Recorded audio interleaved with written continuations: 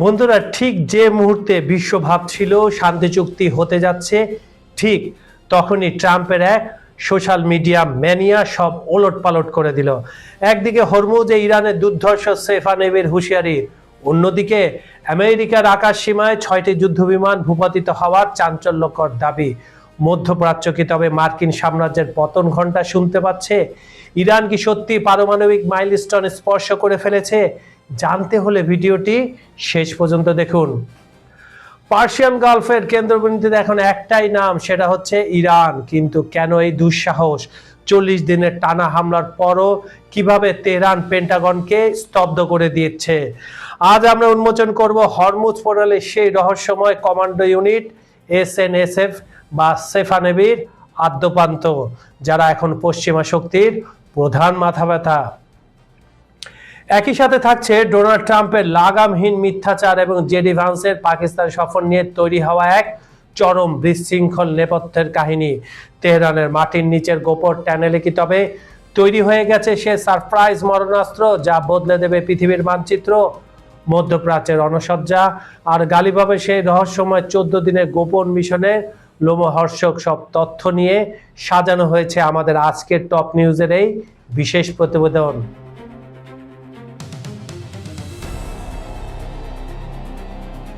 Hormuz প্রণালীতে ভারতের 2টি তেলবাহী জাহাজে সম্প্রতি গুলি ছুড়েছে ইরানের নৌবাহিনী।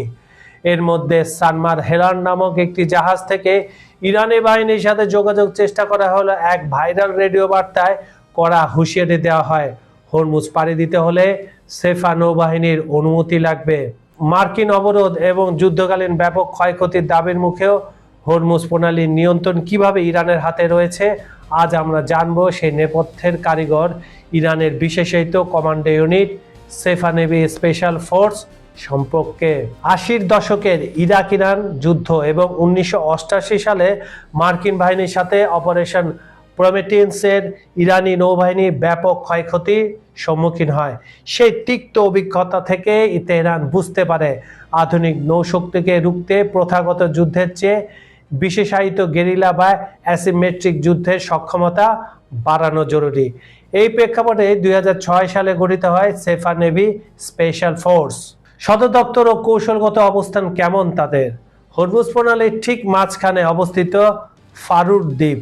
এই দ্বীপেই SNFS এর সদর দপ্তর। এখান থেকে বিশ্বের ব্যস্ততম সামুদ্রিক চেকপয়েন্টে নজরদারি ও নিয়ন্ত্রণ পরিচালিত হয়। এটি মূলত ইরানি গার্ড কর্পস নেভির একটি এলিট ইউনিট। নিয়োগ কিভাবে হয়? সেনা বা বাসিস বাহিনীতে অন্তত 2 বছরের অভিজ্ঞতা থাকলেই কেবল আবেদন করা যায়। কঠোর বাছাই প্রক্রিয়ায় মাত্র 10% প্রার্থী টিকে থাকেন।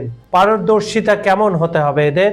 এরা মরুভূমি, রুক্ষ পর্বত এবং সামুদ্রিক পরিবেশে গেরিলা যুদ্ধ ও হেলিবন অপারেশনে পারদর্শী। এদের মূল দায়িত্ব অ্যান্টি সাবোটেজ মিশন, জিম্মি উদ্ধার এবং সার্চ অ্যান্ড সিজার অপারেশন। সেফানেবি অত্যন্ত আধুনিক ও দেশীয় অস্ত্রে সজ্জিত। ব্যক্তিগত অস্ত্র কি কি রয়েছে এদের? স্প্যানিশ জেট সাবমেশিন গান, রুশ AK-103 রাইফেল এবং 50 ক্যালিবার স্নাইপার। ক্ষেপণাস্ত্র 120 থেকে 170 কিলোমিটার পাল্লার নূর এবং 300 কিলোমিটার পাল্লার কাদের ক্রুজ মিসাইল। এছাড়া আছে নিখুঁত নিশানা ফাত্তা 303 ব্যালিস্টিক মিসাইল। আর নৌযান ভারী মেশিন গান ও রকেট লঞ্চার সজ্জিত দ্রুতগতির মস্কিটো বোট, ওয়াটার স্কুটার এবং M171 হেলিকপ্টার। Operational record. মার্কিন প্রেসিডেন্ট ডোনাল্ড ট্রাম্প বা সেন্ট্রাল কমান্ড ইরানের নৌ সক্ষমতা ধ্বংসের দাবি করলেও বাস্তব চিত্র কিন্তু একেবারে ভিন্ন। 2012 সালে এডেন উপসাগরে 117 দিনের দীর্ঘ জলদস্যুতা বিরোধী অভিযান চালায় এই বাহিনী। 2024 সালে হরমুজ প্রণালীতে MSC এরিস জাহাজ জব্দ করা এবং এর আগে ব্রিটিশ পতাকাবাহী ট্যাঙ্কার আটকের ঘটনায় এই SNSF কমান্ডোরাই নেতৃত্ব দিয়েছিল। আর 2026-এ চলমান উত্তেজনা বা 40 দিনের যুদ্ধ পরিস্থিতি যাই হোক না কেন, সোয়াম ট্যাকটিক্স বা মৌমাছি আক্রমণ কৌশলে পারদর্শী এই বাহিনী হরমুজ প্রণালীতে পশ্চিমা শক্তির জন্য এক বড় মাথা ব্যথার কারণ হয়ে দাঁড়িয়েছে। ফারুর দ্বীপের আবা আবদুল্লাহ স্পেশাল ফোর্স ব্রিগেডের অধীনে প্রশিক্ষিত এই যোদ্ধারাই বর্তমানে পারস্য উপসাগরে ইরানের প্রধান প্রতিরক্ষা দেয়াল।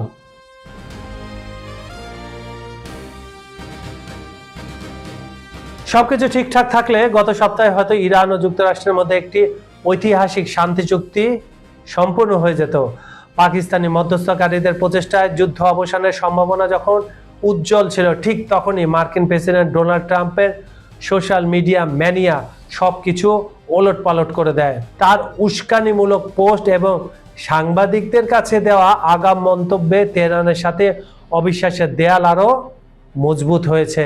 ট্রাম্প দাবি করেছিলেন ইরান অনির্দিষ্টকালের জন্য তাদের পারমাণবিক কর্মসূচি স্থগিত করতে এবং সমৃদ্ধ ইউরেনিয়াম সরিয়ে নিতে রাজি হয়েছে। এমনকি তিনি 1-2 দিনের মধ্যে চুক্তির ঘোষণাও আসবে বলে জানান, কিন্তু তেহরান সরাসরি এই দাবিগুলো নাকচ করে দিয়েছে। ইরানি কর্মকর্তাদের আশঙ্কা, ট্রাম্পের এই পাবলিক নেগোসিয়েশন বা সামাজিক মাধ্যম দর কষাকষির ভঙ্গি তাদের নিজ দেশের মানুষের কাছে দুর্বল হিসাবে উপস্থাপন করছে। ভাইস প্রেসিডেন্ট জেডি ভ্যান্সের পাকিস্তান সফর নিয়ে ট্রাম্প একের পর এক মিথ্যে তথ্য দিয়ে গেছেন।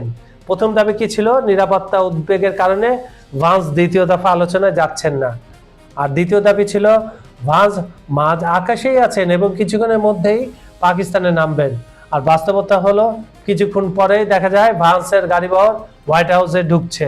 মার্কিন প্রেসিডেন্টের এমন লাগামহীন মিথ্যাচার এবং ভুল তথ্যের কারণে শান্তি আলোচনার ভবিষ্যৎ এখন পুরোপুরি অনিশ্চিত। মার্কিন আলোচকেরা 20 বছরের প্রস্তাব দিলেও ইরান 5 থেকে 10 বছরের প্রস্তাব দিয়েছিল। ট্রাম্প চান এটি চিরস্থায়ী হোক।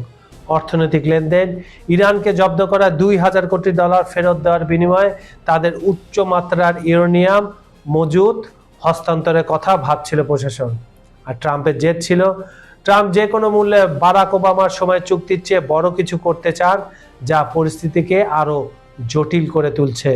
আলোচনা যখন সংকটময়, ঠিক তখনই ওমান উপসাগরে মার্কিন নৌবাহিনী একটি ইরানি জাহাজ জব্দ করে গুলি চালালে পরিস্থিতি আরো উত্তপ্ত হয়ে ওঠে। বর্তমানে 2 সপ্তাহের যুদ্ধবিরতির মেয়াদ প্রায় শেষ হয়েছে এবং ট্রাম্প আজকে সেটা অনির্দিষ্টকালের জন্য বাড়িয়েছে, কিন্তু হরমুজ প্রণালী থেকে তার অবরোধ সরায়নি, ইরানি বন্দর থেকে অবরোধ সরায়নি। মার্কিন নাগরিকরা যখন জ্বালানির দাম বৃদ্ধি ও যুদ্ধের কারণে অতিষ্ঠ, তখন ট্রাম্পের একগুঁয়েমি এবং ট্রুথ সোশ্যালে লেখা হাজার হাজার শব্দের বিভ্রান্তিকর পোস্ট সম্ভবত একটি সম্ভাব্য শান্তি চুক্তিকে চিরতরে নস্যাৎ করে দিতে চলেছে। ইরানের আকাশ সীমায় টানা 40 দিন যুক্তরাষ্ট্র ইসরায়েলি বাহিনীর নজিরবিহীন হামলার পরও তেহরানের মেরুদণ্ড যে এতটুকু নুইয়ে পড়েনি তা এখন বিশ্ব রাজনীতির সবচেয়ে বড় বিস্ময়। পাকিস্তানের সেনাপ্রধান আসিম মুনির সশরীরে তেহরানে গিয়ে মধ্যস্থতার চেষ্টা করলেও ইরান পরিষ্কার ভাষায় জানিয়ে দিয়েছে ওয়াশিংটনের সাথে আলোচনার টেবিল এখন অতীত। ভুলে যান, এগুলো আর আলোচনা হবে না। খোদ সর্বোচ্চ নেতা মোস্তফা খামেনি কড়া বার্তা, শত্রু উপযুক্ত জবাব না পাওয়া পর্যন্ত যুদ্ধ থামবে না। এই অনিয়মিততা কেবল বাড়াবাড়ি নয়, বরং এর পেছনে রয়েছে যুদ্ধের ময়দানে অর্জিত এক অবিশ্বাস্য সামরিক সাফল্য। যুদ্ধের মোড় ঘুরিয়ে দেওয়া সেই 1 সপ্তাহ। মার্কিন যুদ্ধ বিমানগুলো ইরানের আকাশ সীমায় সলিল সমাধি লাভ করেছে। 12টি রিপার ড্রোন ধ্বংস। যে ড্রোনকে মার্কিন শক্তির প্রতীক বলা হয় তা ইরানের ডিফেন্স সিস্টেমের সামনে খড়কুটোর মতো উড়ে গেছে। সিএনএন সহ বিশ্বের শীর্ষ গণমাধ্যমগুলো এখন আঙুল তুলছে বেইজিং এর দিকে। ডোনাল্ড ট্রাম্পের সরাসরি অনুরোধ সত্ত্বেও চীন ইরানকে আধুনিক মারণাস্ত্র সরবরাহ অব্যাহত রেখেছে বলে ধারণা করা হচ্ছে। তবে সবচেয়ে বড় রহস্য লুকিয়ে আছে আব্বাস আরাগচির সেই রহস্যময় হাসিতে। যুক্তরাষ্ট্র পুনরায় হামলা করলে ইরানের প্রস্তুতি কেমন হবে? এই প্রশ্নে তার নিরাপত্তা এবং আনঅফিসিয়াল সোর্স থেকে আসা পারমাণবিক ব্যালিস্টিক মিসাইল তৈরির গুঞ্জন মার্কিন নীতি নির্ধারকদের কপালে চিন্তার ভাঁজ ফেলে দিয়েছে। প্রেসিডেন্ট মাসুদ পেজেশকিয়ানের সেই বজ্রকণ্ঠই যেন বর্তমান ইরানের আসল রূপ। ইরানের পরমাণু কর্মসূচি নিয়ে কথা বলার ট্রাম্পকে কেন এই দুঃসাহস? বিশ্লেষকরা মনে করছেন ইরান এখন আর একা নয়। একদিকে রাশিয়ান কৌশলগত সমর্থন এবং অন্যদিকে চীনের উন্নত প্রযুক্তির অস্ত্র ভান্ডার ইরানকে এমন এক আত্মবিশ্বাস দিয়েছে যেখানে যুক্তরাষ্ট্রের পরাজয় কেবল সময়ের ব্যাপার বলে মনে হচ্ছে। যদি ওয়াশিংটন পুনরায় হামলার ভুল করে, তবে হয়তো এমন এক সারপ্রাইজ উন্মোচিত হবে যা পুরো বিশ্ব মানচিত্রের ক্ষমতা কাঠামো বদলে দিতে পারে। ইরান এখন আর কেবল আত্মরক্ষা করছে না, বরং তারা এখন পাল্টা আঘাতের জন্য সম্পূর্ণ প্রস্তুত। আর এই সাহসের গোড়ায় রয়েছে তাদের নিজেদের সক্ষমতা এবং পর্দার আড়ালের শক্তিশালী বন্ধুজোট। পরবর্তী সংঘাত কি তবে মার্কিন আধিপত্যের চূড়ান্ত সমাপ্তি ঘটাবে? সেই রহস্যের চাবিকাঠি এখন তেহরানের মাটির নিচের গোপন টানেলে।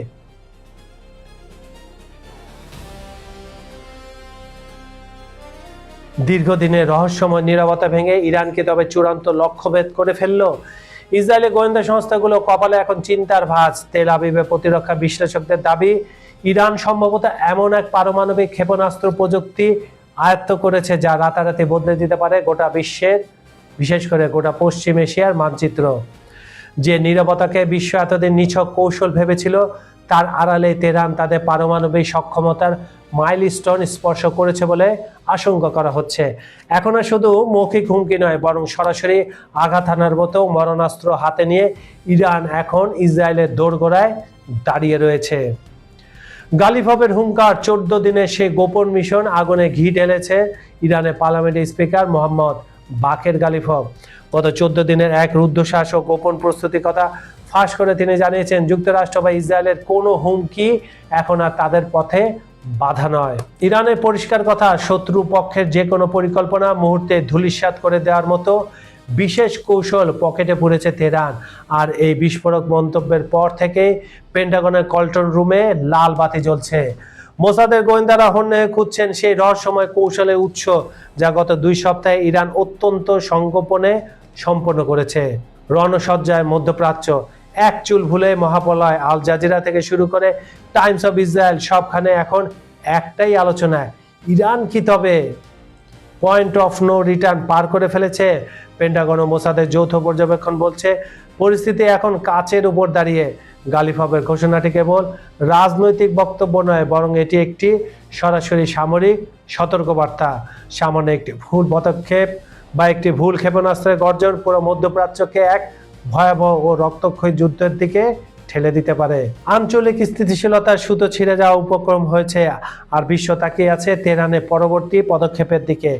ইসরায়েলের নিরাপত্তা বেষ্টনী কি পারবে ইরানের এই নতুন গোপন শক্তি মোকাবেলা করতে, নাকি সমীকরণ বদলে গিয়ে রচিত হবে নতুন কোনো ইতিহাস? বন্ধুরা, মধ্যপ্রাচ্যের রণক্ষেত্রে ঘড়ির কাঁটা এখন টিকটিক করে বাজছে। একদিকে ইরানের মাটির নিচের গোপন টানেলের সেই রহস্যময় তৎপরতা, আর অন্যদিকে হোয়াইট হাউসের বিশৃঙ্খল, সব মিলে বিশ্বকে তবে তৃতীয় বিশ্বযুদ্ধের একেবারে দ্বার প্রান্তে। মনে রাখবেন, গালিফের সেই 14 দিনের মিশন কিন্তু শেষ হয়েছে আজই। অর্থাৎ যে কোনো মুহূর্তে হয়তো আমরা এমন কোনো ব্রেকিং নিউজ পাবো যা বদলে দেবে পুরো বিশ্বের মানচিত্র। সেই মুহূর্তটি ঠিক কখন আসবে? ইরান কি সত্যি তার পারমাণবিক তুরুপের তাসটি আজ রাতেই চালাবে? এই উত্তপ্ত পরিস্থিতির প্রতিটি মুহূর্তের খবর সবার আগে পেতে খবর সংযোগের সাথেই থাকুন। ভিডিওটি ভালো লাগলে শেয়ার করে অন্যদের জানার সুযোগ করে দিন। আপনার কি মনে হয়, ট্রাম্পের এই সোশ্যাল মিডিয়া ম্যানিয়া কি শেষ পর্যন্ত আমেরিকার পতন ডেকে আনবে? কমেন্টে আপনার যুক্তি লিখুন, আমরা প্রতিটি মন্তব্য গুরুত্ব দিয়ে পড়ি। আজ এই পর্যন্তই, দেখা হচ্ছে পরবর্তী বিশেষ প্রতিবেদনে। ততক্ষণ বন্ধু ভালো থাকুন, সুস্থ থাকুন, আর চোখ রাখুন খবর সংযোগে। আমি কাজল হায়দার আজকের মতো বিদায় নিচ্ছি। সবাই নিরাপদে থাকবেন। আল্লাহ হাফেজ।